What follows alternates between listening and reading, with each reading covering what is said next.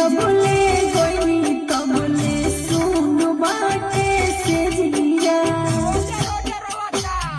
लागता कि छूट जाई अब पानी दे लागता कि छूट जाई अब पानी दे कहिया के बदला सधावत रौरा पानी जी कहिया के बदला सधावत रौरा पानी जी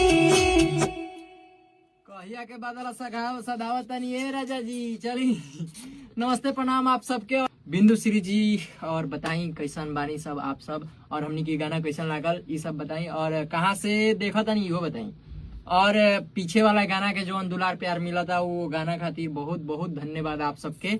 और ऐसे ही आपन दुलार प्यार दी कि जितना लोग सुना तो ओकरा से दो बड़ी लोग सुने, और हमनी के हर एक घर में बाजी जा, हमनी के गीत हर एक घर में बाजो।